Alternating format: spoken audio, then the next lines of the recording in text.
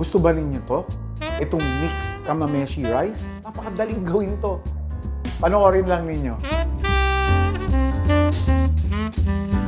Welcome to my little cooking kitchen. Yan. Welcome, and you know, sometimes when you're really tired, you're just at work or what, all you have to do is just prepare all these ingredients in the recipe. Put it on the ref. When you get back, let's turn our little rice cooker on. Buksan natin ang rice cooker natin, and I'll tell you this recipe. Flavorful, delicious, and it's a whole meal. All you have to do is mix everything together. Walang technique, walang timing. Lagay lang natin sa ating rice cooker. Tapos na. May laban na at ang sarap. Okay, let's do it. Japanese rice or short grain rice. Marami yan. Hindi naman kailangan galing Japan.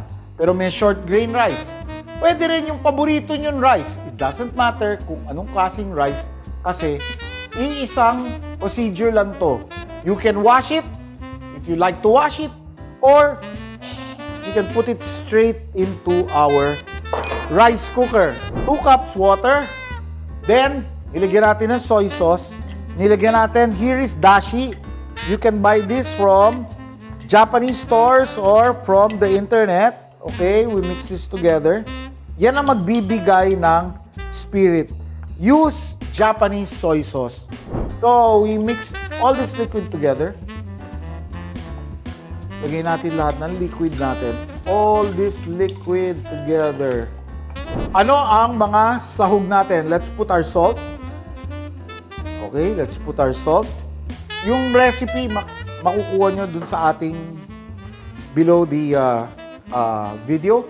Let's put white pepper. I'm using white pepper in Asian cooking. You use a lot of white pepper. Yan. Yan ang turo ko lagi sa ating mga student. Okay? Let's put our diced carrots. Ginawa ko na yan kaninang umaga. Oh, we'll put our peas. Frozen green peas.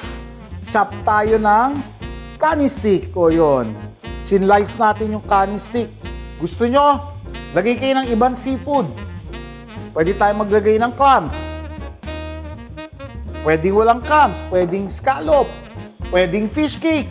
Lagyan natin ng ipon. Shrimp. Maganda-ganda presyo ng Vaname, ng white shrimp na yan.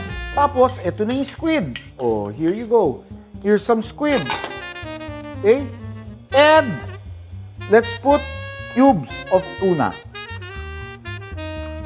So, it's really mix everything together.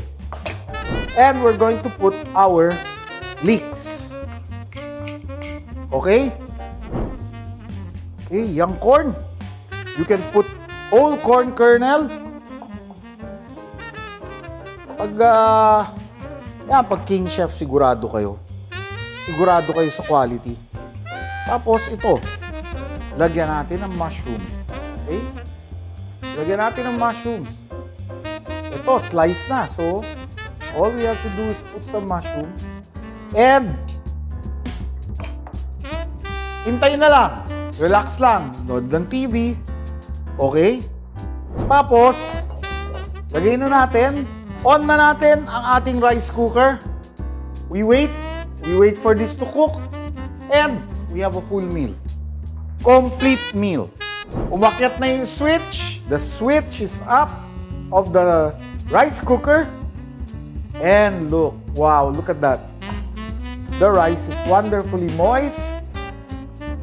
The seafood is there.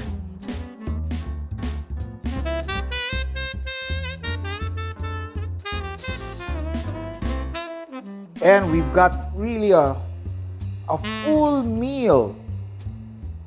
Everything from seafood to vegetable.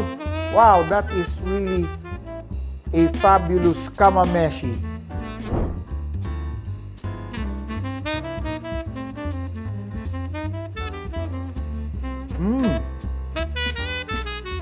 Wow!